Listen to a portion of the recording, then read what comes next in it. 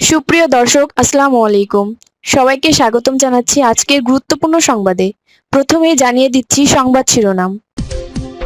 বাংলাদেশ এখন ভোটের শেষ লগ্নে। ঠিক এই সময় সবচেয়ে বড় শঙ্কাটা কি ছিল বলেন তো? আইন শৃঙ্খলা পরিস্থিতি অথবা নিরাপত্তা।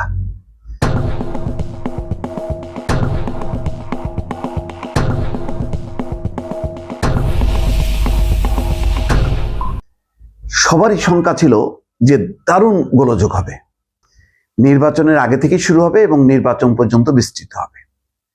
কিন্তু গুনে গুনে আর হাতে 2 বা 3 দিন সময় আছে। 3 দিন ধরেন, আজকে 9, 10, 11, 12, অর্থাৎ 2 দিনের মাথায় যে 3 দিনে এসে নির্বাচনটা হবে। আজকে পর্যন্ত, এখন পর্যন্ত যখন আপনাদের সামনে কথা বলছি তখন বাংলাদেশের ঘড়িতে 12টা 58 মিনিট, অর্থাৎ 1টা বাজতে আর 2 মিনিট বাকি। ঠিক এই সময় পর্যন্ত সমস্ত চ্যানেলগুলো আমি দেখলাম, অথবা বিভিন্ন সূত্র থেকে যে খবরগুলো আসলো যে কোনো গোলযোগ নেই।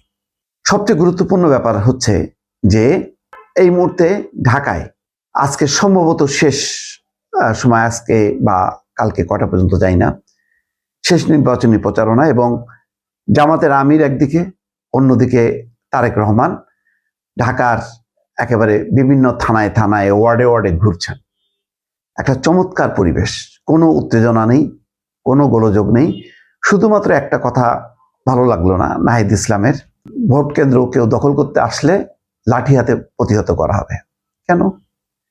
জনগণকে নিয়ে প্রতিহত করব। জনগণ যদি সামনে দাঁড়ায় যায়, লাঠি সোটা বন্দুক কোনো কিছু কাজে দেয় না।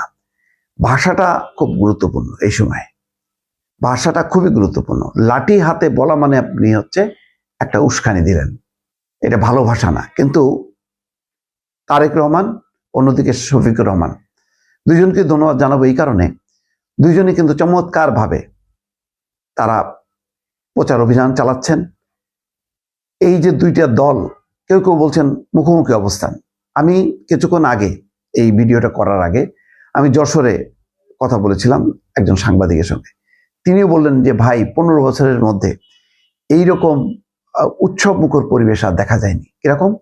বললো যে পাশাপাশি মিছিল যাচ্ছে, এই বিএনপির মিছিল, কিছুক্ষণ পর জামাতের মিছিল ক্রস করছে একে অন্যের মিছিলকে, কিন্তু কোনো উত্তেজনা নেই, কোনো রকম উস্কানি নেই। আমি বললাম যে যদি আওয়ামী লীগের থাকতে এখানে, বলে যে ওরে বাপরে বাপ, অসম্ভব ব্যাপার ছিল, সংঘাত অনিবার্য।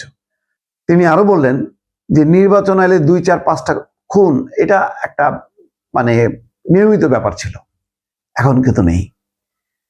তার এর আগে একতরফা নির্বাচন হবার পরও এরকম খুনোখুনি হতো, এইবার প্রতিদ্বন্দ্বিতামূলক তীব্র। যশোরের 6টা আসনের ব্যাপারে তার ধারণা যে ভাগাভাগি হবে, এবং সেটাও হয়তো বিএনপি আরো ভালো করতে পারতো, কিন্তু বিএনপির আভ্যন্তরীণ দুর্বলতা বা সাংগঠনিক দুর্বলতা, প্রার্থী সিলেকশন, শেষ মুহূর্তে প্রার্থী পরিবর্তন, এসব মিলায় বিএনপি কিছুটা পিছায় পড়লেও ধানের শীষ তো ধানের শীষ, দলমত নির্বিশেষে তার পক্ষে একটা জোয়ার আছে। কিন্তু লক্ষণীয় যে দাঁড়িপাল্লার পক্ষেও নীরব ভোট অনেকখানি সামনে চলে এসছে, তারা এখন সরব হয়ে উঠছে। দেখেন, আমি বক্তব্য দিচ্ছি কোনো দলকে না, কোনো প্রার্থীকে না। আজকে আমি জানি, আজকে কালকে অনেকে সোচ্চার হবেন, একেবারে কিভাবে বদনাম করা যায় দাঁড়িপাল্লাকে, কিভাবে বদনাম করা যায় ধানের শীষকে, যা যা খুশি সবকিছু করবেন। কিন্তু সবচেয়ে বড় কথা হলো যে এবারের নির্বাচনে কোন দল বিজয়ী হলো তা না, এবারের নির্বাচনকে বিজয়ী করা আমার মনে হয় যে খুবই গুরুত্বপূর্ণ বিষয়। কারণ গত 3টা টার্মে নির্বাচন পরাজিত হয়েছে, ভোট পরাজিত হয়েছে। এবারের কিন্তু সবচেয়ে বড় বিষয় হচ্ছে ভোট বা নির্বাচন জয়যুক্ত হইতে হবে। ডক্টর মোহাম্মদ ইউনূস কিন্তু বলেছেন যে এবারের নির্বাচনটা হবে অন্যতম সেরা একটা নির্বাচন। বলা যায় না, সেটা কিন্তু হতেও পারে। হ্যাঁ, আপনি বলবেন যে এটা একদম পূর্ণাঙ্গ হলো না, কারণ আওয়ামী লীগ নেই। এখন আওয়ামী লীগ কেন নেই? এইরকম একটা পতনের পর আওয়ামী লীগ না থাকাটা কি স্বাভাবিক না? স্বাভাবিক।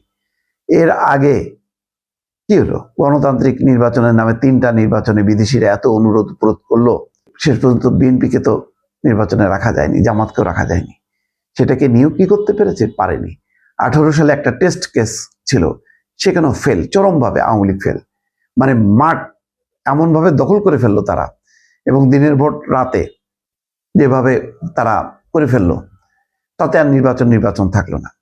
ফলে 3টা নির্বাচনে বিপরীতে আমি আজকে পর্যন্ত দাঁড়িয়ে, ঠিক 9 তারিখ, বাংলাদেশের 9 তারিখ সময়, এখন কথা বলতে বলতে আরো 2-3 মিনিট বাড়ালো, 1:03 মিনিটে বলতে পারি এখন পর্যন্ত সেরা নির্বাচনী পরিবেশ। এইরকম পরিবেশ বাংলাদেশের ইতিহাসে সর্বশেষ কবে ছিল আমি জানি না দর্শক। কথা ঠিক কিনা আপনার মতামত চাই, সুচিন্তিত মতামত চাই দর্শক। ভালো থাকবেন, আল্লাহ হাফেজ।